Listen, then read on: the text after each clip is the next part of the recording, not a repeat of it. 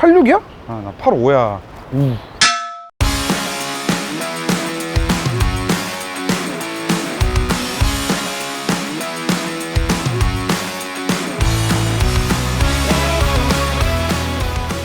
자, 여러분 안녕하십니까? 쉣. 자, 이거 시작부터 얘기 좀 하고 넘어가야 될 것 같아요. 원래 86이 낮은 차였어요. 이 낮은 무게중심으로 또 유명한 차기도 하고, 원래도 낮은 차였는데 이제 여기 다 들어간 건가? 근데 지금 이 시트 포지션은 지금 거의 이제 페라리인 것 같아요. 거의 페라리야. 자, 한번 보여드릴게요. 이게 영상으로 티가 날는지 모르겠는데, 지금 여기서 딱 봐도 지금 이 차 바닥이랑 이 바닥이랑 큰 차이 안 나는 거 혹시 원근감이 좀 느껴지시나요?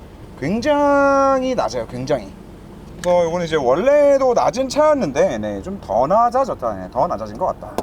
근데 진짜 차가 낮은 것도 낮은 거지만 제가 오늘 여러분들께 이제 시작하면서 좀 공표를 하려고 합니다. 저 드디어 다이어트를 좀 하려고요. 제가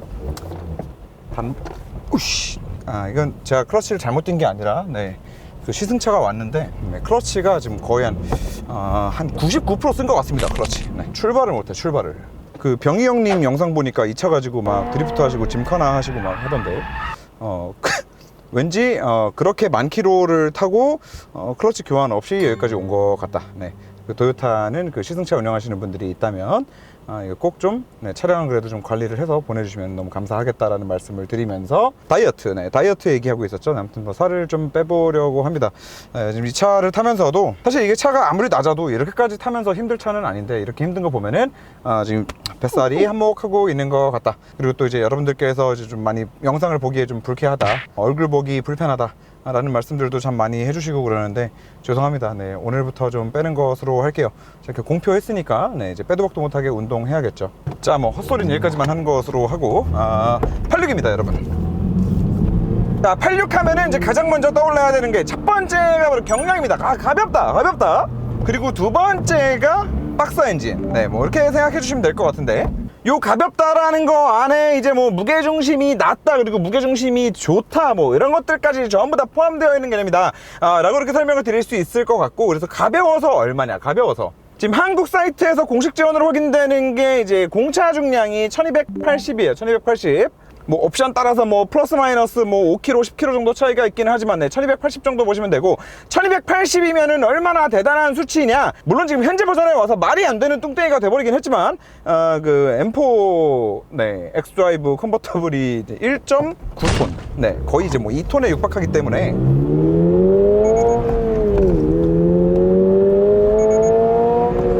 우리가 흔히 이제 그 경량 펀카의 대명사라고 할 수 있는 이제 로터스 같은 경우에도 이제 막 이제 뭐 공차 중량이 이제 뭐 1톤이 넘어가니 많이 뭐 그러고 있거든요. 그래서 이 1톤에 근접한 수치다라는 거는 그게 뭐 1.1톤이 됐든 2톤이 됐든 뭐 1.3톤까지도 어마어마하게 가벼운 수치다. 근데 그냥 가벼운 게 아니라 얘는 일단 이 시트 포지션부터도 시트 포지션이 그냥 뭐 운전하는 사람 재밌으라고 뭐 이렇게까지 낮은 게 아니거든요. 이 사람이 앉아있는 중심점 자체도 어떻게든 좀 끌어내려서 재미있는 운전을 하게 해주겠다 라는 그 이제 집념이 담긴 그런 시트 포지션이라고 할 수 있는데, 근데 그 낮은 무게 배분을 가진 차를 만드는 데 있어서 이제 또 하나 이 시트 포지션 말고 굉장히 큰 역할을 차지하는 놈 중 하나가 바로 엔진이에요. 박스 엔진이 들어가 있다라고 해서 단지 그냥 그 박스 엔진만의 악셀을 탁 건드렸을 때 그 미친 듯한 경쾌함, 그 박스 엔진만의 사운드, 그 고 RPM에서의 진짜 차 좋아하는 사람들이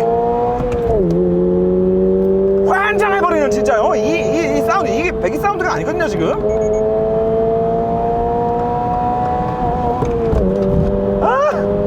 물론 박스 엔진이 이런 매력을 가지고 있기는 하지만 그 박스 엔진이 지금 이 차에 들어와서 주는 정말 큰 장점은 바로 이 차의 낮게 세팅된 무게 배분을 실현하는 데 있어서 굉장히 큰 공을 세우는 그런 엔진 구조다라고 말씀드릴 수 있는데, 이게 F-R이기 때문에 이 박스 엔진의 장점이 더더욱이나 도드라지는 거예요. 왜냐면 뭐 대표적으로 우리가 핸들링이 재미있는 펑커다라고 하면 떠올리는 박스터나 카이맨 같은 경우에는 그래도 엔진이 미드십이잖아. 뒤에 있잖아. 걔도 물론 박스 엔진이 들어감으로 인해서 굉장히 큰 이득을 보겠지만 이 FR 구조에서 박스 엔진이 들어갔을 때만큼의 이득을 보지는 못할 거라는 거죠. 무슨 말이냐, 얘는 FR 구조이기 때문에 엔진이 앞에 들어가 있고 내연기관 자동차에서 가장 무거운 부품인 엔진이 앞에 들어감으로 인해서 그 무게가 결국에는 차의 회두성에 영향을 미친단 말이죠. 맞잖아. 조향하는 바퀴가 앞바퀴가 조향을 해주는데, 그리고 앞바퀴가 조향을 하면서 앞대가리가 먼저 찌르고 들어가야 되는데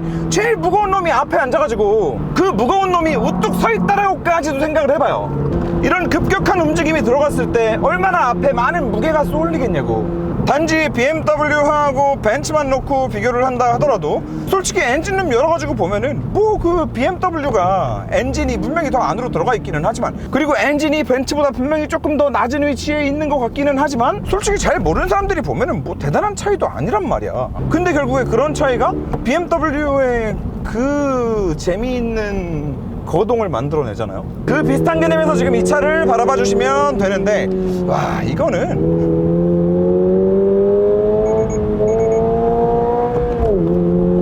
그냥 경쾌함, 날렵함의 극치다. 자, 그런데 여기서 이렇게 생각하시는 분들이 있으실 수 있습니다. 뭐 M2도 경쾌하다며? 그리고 M2도 뭐 날렵하다며? 또 뭐 F-바디, M3, M4도 마찬가지로? 그럼 그런 차들이랑은 뭐가 다르냐라고 했을 때, 일단 M2, M3, M4에 비해서 한계 영역 자체가 훨씬 높다. 그리고 단지 우리가 느껴지기에 몸으로 이 차가 엄청 경쾌한 것과 실제로 차가 코너에 들어갔을 때 느껴지는 이 경쾌함은 분명히 좀 다른 거거든요. 그리고 이제 M2, M3 같은 고출력 펀카랑 비교를 했을 때 정말 크게 다른 포인트 하나는, 이런 코너에서 차가 완전히 극한으로 행진을 받고 있는 상황에서도 이 차의 거동이 전부 다 느껴진다는 데 있습니다. M2, M3 같은 차를 타고 우리가 이 코너를 확 제껴서 돌 때 정말 이제 우리 프로드라이버 형들, 뭐 버문이 형, 병희 형, 아니면 저기 우리 정우 같은 그런 프로드라이버들은 그런 고출력 후륜 구동을 타면서도 이 차의 거동도 느끼면서 트랙션도 느끼면서 그거를 다 캐치해낼 감각들이, 네, 진짜 프로니까 다 살아있는 사람들인데, 사실 우리는 그렇지 못하다고 생각하거든요. 그래서 사실 우리 같은 이제 일반인들이 말하는 이제 M2, M3 같은 차가 날렵하다, 경쾌하다 라고 하는 거는 사실 딱 첫 코너를 털어 넣었을 때 그때 차의 거동이 확 가벼우니까 그냥 그 포인트 하나를 얘기하는 게 아닌가, 저는 그렇거든요.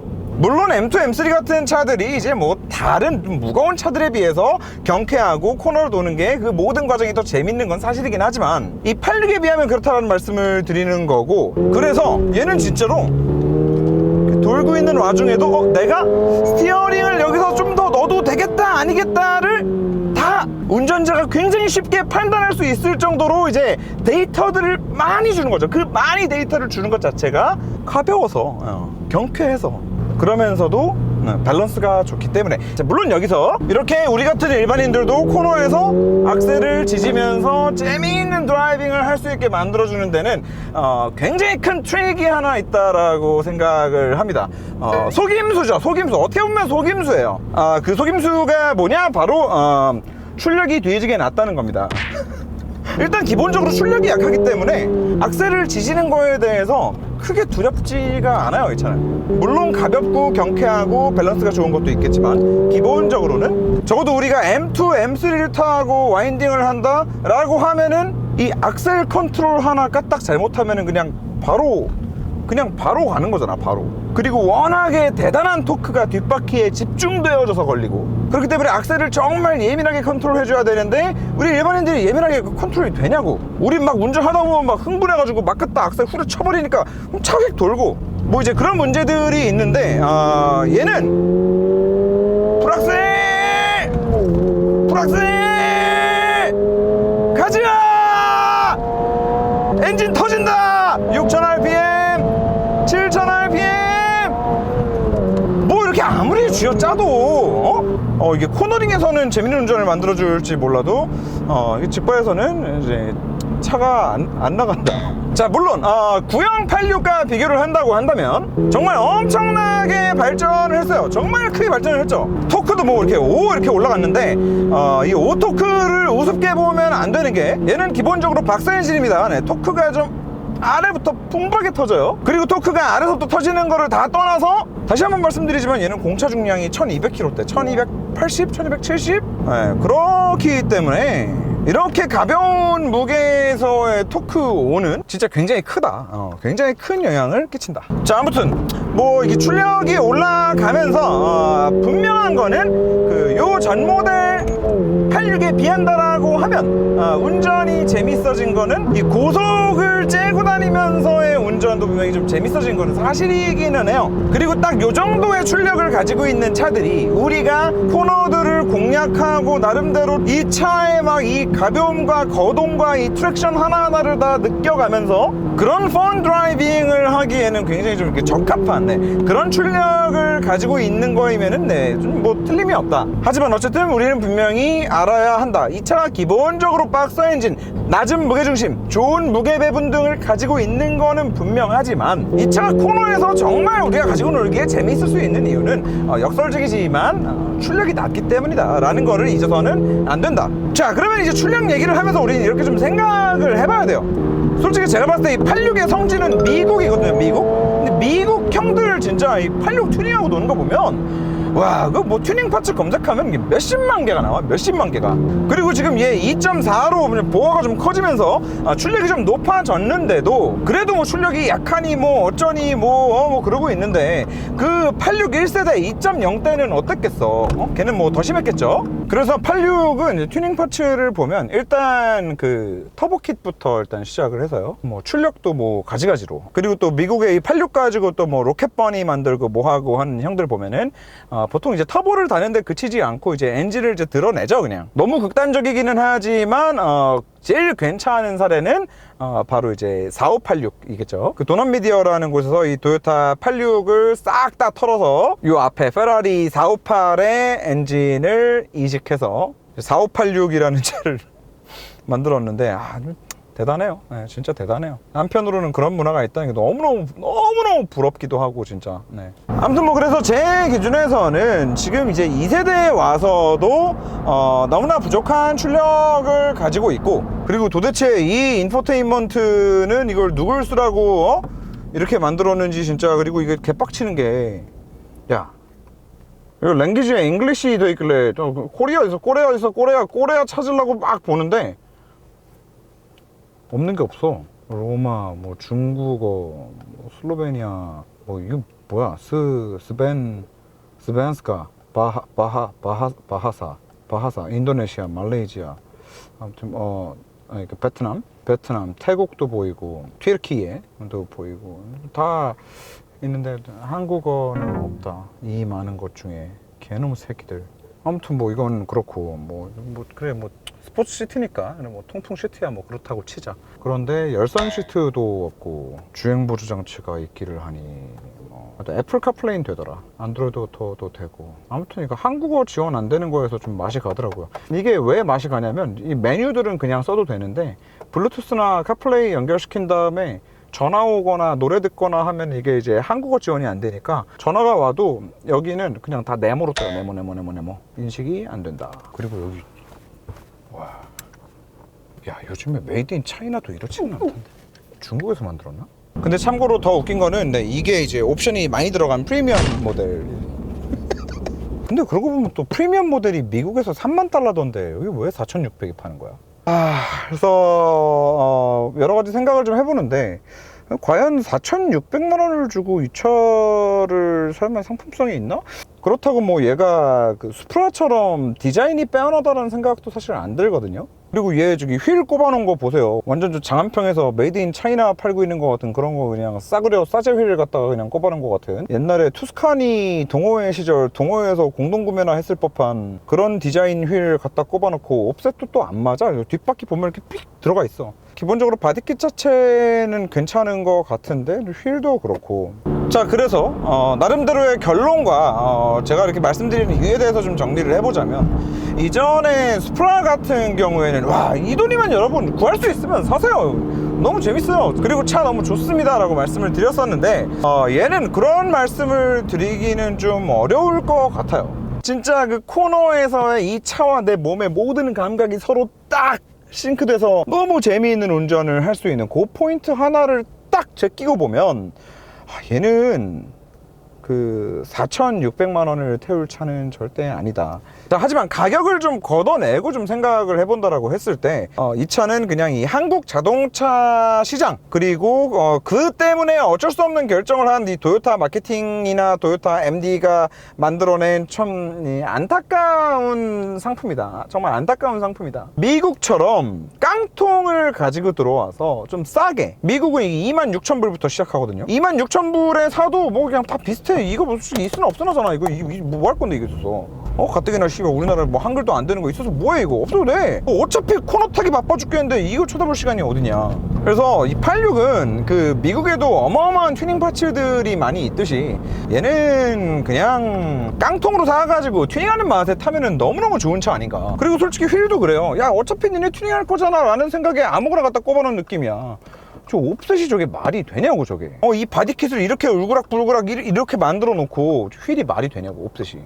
그렇다고 일본 애들이 차 튜닝 모르는 애들이야? 아니죠. 제일 선진국이잖아요. 그래서 왠지 애초에 만든 컨셉 자체도 이 애프터마켓 시장을 좀 염두에 놓고 만들지 않았을까. 그리고 뭐 TRD 같은 데만 들어가도 뭐 86 관련된 튜닝 파츠가 진짜 상상을 초월하거든요. 그래서 진짜 이 나만의 차를 만들어가는 그 재미 있단 말이에요. 애초에 차가 만들어진 컨셉이 그게 아니었을까. 그리고 미국 형들도 이 차가 만들어진 컨셉에 맞게 이 차를 이렇게 재밌게 잘 소비해서 타고 다니는 거고, 튜닝하면서. 자, 근데 이제 안타까운 게 이제 우리나라는 이제 저기 정치하시는 그 대단하신 분들께서 일단 뭐라도 하나 얘기해가지고 자기들이 뭣도 모르는 상태에서 결정한 것들로 인해서 우리나라에 도대체 장기적으로 어떤 사이드 이펙이 생길지는 전혀 생각하지 않으면서 그냥 무지성으로 탁상행정으로 그냥 그렇게 발의한 법안들이 어마어마하게 많은 나라다 보니까 참 이런 나라에서 현대가 그나마 N브랜드를 런칭해가지고 운영하고 있는 거 보면은 불행 중 다행인가 싶기도 하고, 우리나라는 진짜 무슨 뭐 자동차 튜닝이라도 하면은 마치 무슨 뭐 범죄라도 저지른 것 마냥 그런 분위기를 이미 다 만들어 놨잖아요, 그 꼰대놈들이. 그럼 사실 그러다 보면은 86 같은 경우에도 이 차를 마냥 깡통으로 싸게 가지고 들어와서 그런 튜닝 시장을 좀 활성화하고 또 그 문화를 즐기기 위해서 자동차를 소비하는 사람들이 생기는 이런 순환 구조가 이제 우리나라에서는 불가능할 거다라고 이제 판단을 했기 때문에 어떻게든 이 말도 안 되는 있는 옵션이라도 다 넣어가지고 가지고 들어와야 된다. 그럼 그때부터는 악순환인 거죠. 원래는 좀 튜닝 시장도 활성화되어 있는 상태에서 팔아야 판매 대수 나오고, 판매 대수가 나오면은 그만큼 이제 지네들도 이제 코스트를 떨어뜨릴 수 있고, 좀 그런 순환 구조가 일어나야 되는데 이제 그게 안 되니까 옵션 넣다 보면 가격 올라가고, 가격 올라간 만큼 더 안 팔릴 거고, 그럼 이렇게 조금밖에 안 팔릴 차를 가지고 들어와가지고 라인업 운영하려면 어쨌든 돈 드는데 그것도 다 비용으로 들어가기 시작하면 결국에는 차값이 그냥 이렇게 되는 거죠. 이거는 뭐 도요타 코리아가 이제 뭐 폭리를 취하기 위해서 단지 뭐 차값을 이렇게 미국보다 비싸게 받는다 라고 생각할 문제는 저는 아니라고 봐요. 그래서 안타깝다는 말씀을 드린 겁니다. 우리나라 튜닝 시장 자체가 지금까지 규제할 거는 하고, 또 어떤 선에서 자동차 튜닝 문화의 필요성을 인정을 해서 제도를 또 만들 거는 만들고, 제도를 만든다라는 게 무조건 하지마로 하라는 게 아니잖아요. 제도를 만들어 달라고. 그럼 그 만들어 놓은 제도에 맞춰서 이제 또 그 시장이 또 크고 하는 걸 텐데, 애초에 우리나라는 이제 거기서부터 거리가 좀 많이 멀어져 있다 보니까 차 좋아하는 사람들 입장에서는 사실 답답한 부분이 많죠. 저 어렸을 때 20대 때 다니던 튜닝샵들 다 문 닫았어요. 다 경찰, 검찰 조사받으러 다니고 거기에 진짜 질리고 지쳐버려가지고 다 접어버렸어요. 그렇다고 거기가 무슨 뭐 불법 무슨 뭐 양카 튜닝 하는 데였냐? 아니에요. 그런 데 아니야. 솔직히 86 옵션 더 없어도 되니까 우리나라에 뭐 한 3,500 정도에만이라도 나왔다면 아반떼 N, 벨로스터 N과는 비교도 못할 정도로 재미있는 운동 성능을 경쾌한 느낌을 주는 차거든요. 분명히 지금과는 평가가 많이 달라지지 않았을까, 생각하는 바가 느끼는 바가 정말 많이 달라지지 않았을까라는 생각이 듭니다. 씁쓸하네. 글쎄 모르겠네요. 이제 전기차 세상이 오는데 전기차 세상에 와서라도 좀 이런 관련 법들 여러 가지 면에 있어서 좀 잘 정비가 되었으면 하는 바람을 마지막으로 한 번 더 전하면서 여기까지 하겠습니다. 안녕.